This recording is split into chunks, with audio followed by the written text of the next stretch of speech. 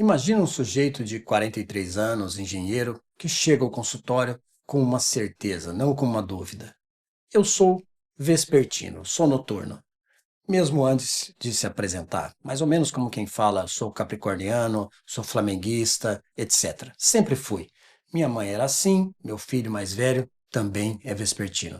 Durmo geralmente às 2 da manhã, acordo às 9, funciono perfeitamente. Ok, pausa aí.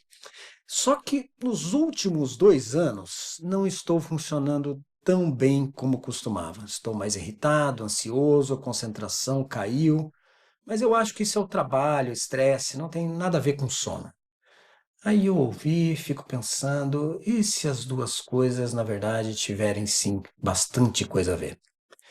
Vamos ver o que um grande estudo com 73 mil pessoas revela sobre isso. Em maio de 2024, um grupo da Universidade de Stanford publicou no Psychiatry Research um estudo que ainda às vezes eu penso no consultório, liderado por Henschke Locke e Jamie Zeitzer. Tem até nome de relógio esses pesquisadores. Alguns dos maiores especialistas em cronobiologia clínica do mundo. Eles analisaram dados de 73.888 pessoas, adultos do UK Biobank, que você já ouviu aqui falar em outros episódios, que é aquela corte britânica de larga escala que usa actigrafia de punho, não apenas questionários de autoavaliação, mas dados objetivos, relógios que registram movimento enquanto você está dormindo. A pergunta era bem direta.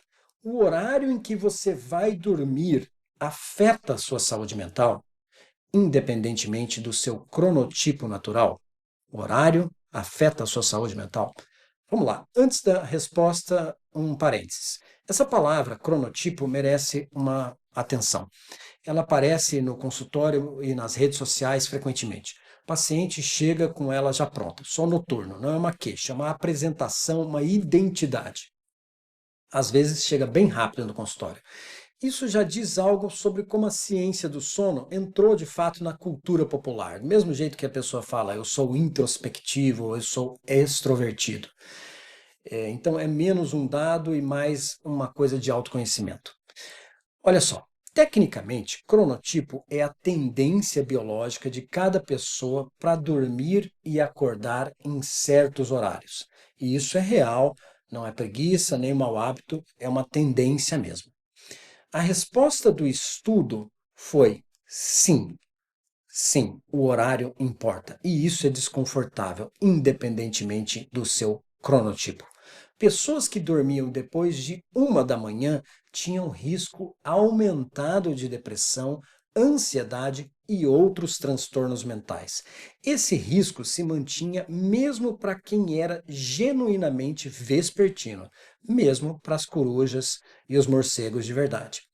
Não que o cronotipo seja ilusório, ele é real. É que existir como uma pessoa vespertina, noturna, num mundo organizado em torno da manhã, tem um custo neurobiológico. Um custo que não se anula porque você sempre foi assim. A identidade não cancela a biologia, e a biologia não vai cancelar como a sociedade funciona. E o que acontece de fato dentro do cérebro enquanto você dorme? Para entender por que isso acontece, é preciso ir um nível abaixo.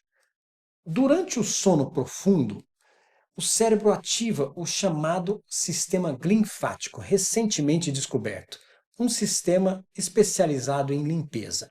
Os neurônios encolhem, abrem espaço, abrem alas, e o espaço entre eles aumenta, e o líquido cefalorraquidiano, o líquor, flui por esses canais, varrendo resíduos acumulados.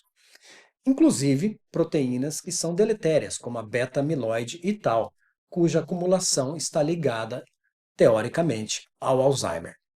Pense numa cozinha que fecha sem lavar a louça. Por 2 dias até que vai, né? No dia seguinte até consegue trabalhar, mas vai empilhando sujeira.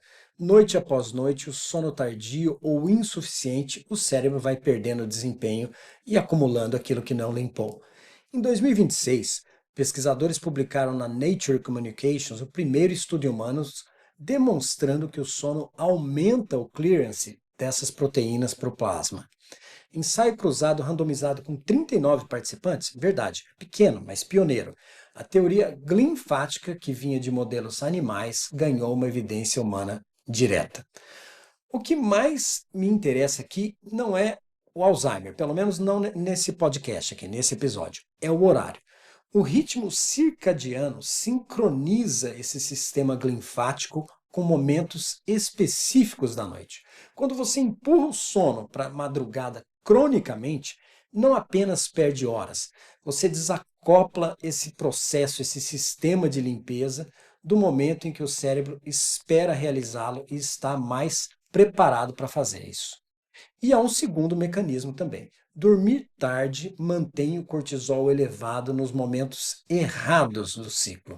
Cortisol desregulado é um dos caminhos mais bem documentados entre privação de sono e depressão. Não só como correlação, mas como plausível via causal, ou seja, geradora de quadros depressivos. Existem 5 tipos de sono e o que o seu tipo pode dizer sobre isso. Em outubro de 2025, pesquisadores da Concórdia e da McGill publicaram no PLOS Biology um estudo que pareceu original de verdade.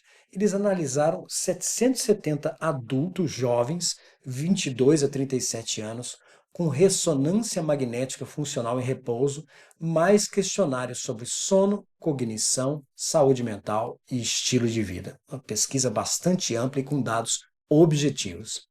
E a pergunta: existem padrões replicáveis de como as pessoas dormem? E se sim, esses padrões se traduzem em diferenças observáveis no cérebro? A resposta é sim, existem esses perfis, cada um com uma assinatura de conectividade cerebral distinta.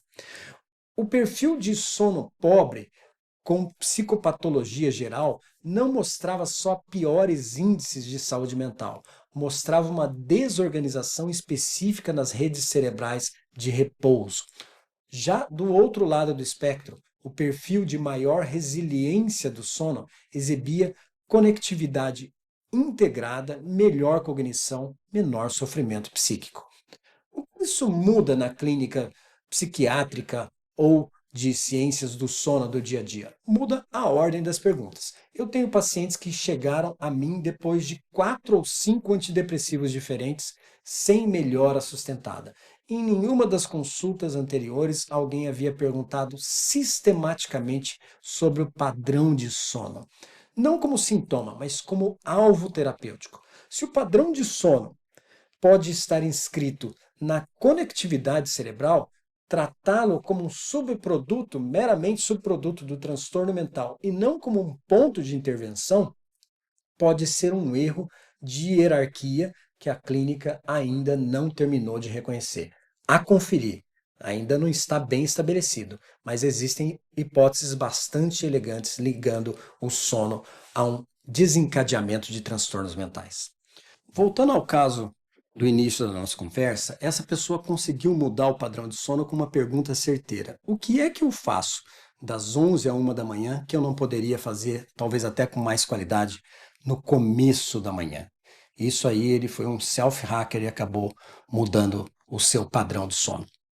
Existe um número que uso às vezes em consulta e que quase sempre muda o tom da conversa.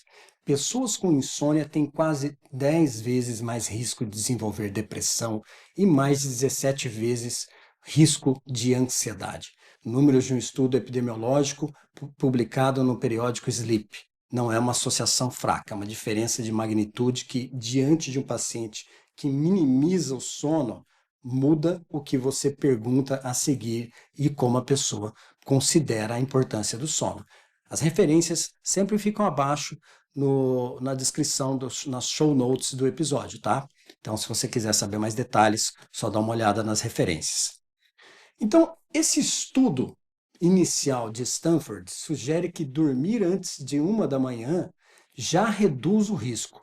Não é perfeição o que está sendo pedido, é uma intenção de antecipar o horário de dormir. Então fica essa pergunta aí na cabeça depois de anos de consultório. Quanto do sofrimento psíquico que vemos hoje no dia a dia seria diferente se começássemos sistematicamente a privilegiar, a priorizar o sono? Eu não tenho essa resposta, eu acho que ninguém tem. Mas o travesseiro é um espelho. E o que você evita ao ficar acordado diz algo sobre você.